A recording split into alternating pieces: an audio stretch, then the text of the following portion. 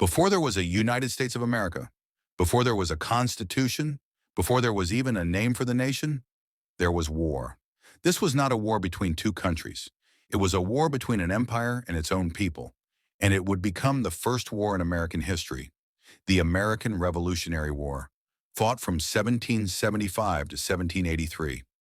In the mid-17th century, the land that would one day become the United States was still under British rule. 13 colonies stretched along the Atlantic coast, rich in resources but tightly controlled by the British Crown. The colonists paid heavy taxes, followed laws made across the ocean, and had no real voice in the government that ruled them. They called it taxation without representation. At first, the colonists protested with words.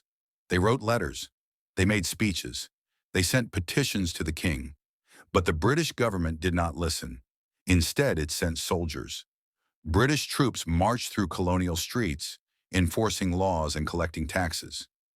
Tension grew like a storm in the air, quiet, heavy, and ready to explode. That explosion came in April 1775, in the small towns of Lexington and Concord. No one knows who fired the first shot, but once it was fired, history changed forever.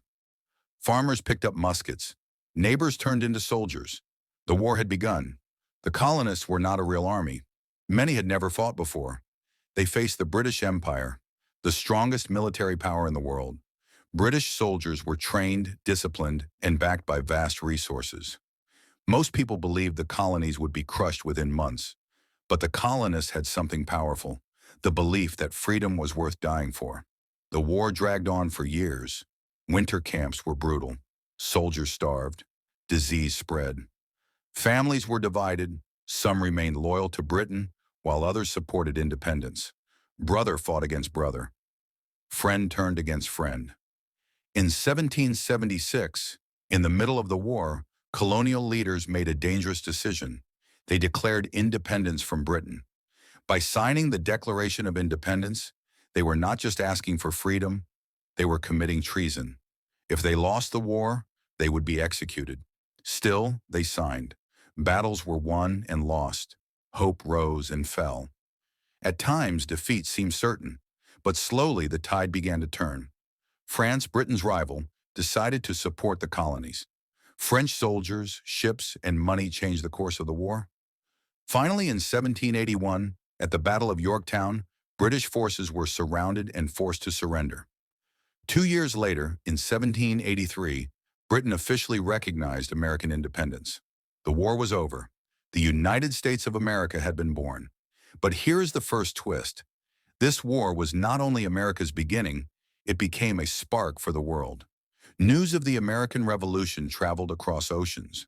It inspired the French Revolution, uprisings in Latin America, and freedom movements across Europe and the Caribbean. The idea that ordinary people could overthrow kings shook the foundations of empires. Yet here comes the second, deeper twist. While America celebrated independence, millions were still unfree. Enslaved Africans remained in chains. Native American lands continued to be taken. Women had no political rights. The words "all men are created equal" echoed loudly, but applied to very few. So America's first war created a nation built on freedom, but also on contradiction. It was a victory filled with hope and unfinished promises. The American Revolutionary War was not just a fight against Britain. It was the beginning of a long struggle to define what freedom truly means. And that struggle did not end in 1783. In many ways, it is still unfolding today. History is not only about who won the war, but about who was still waiting to be free. African and Asian Folktales by Sora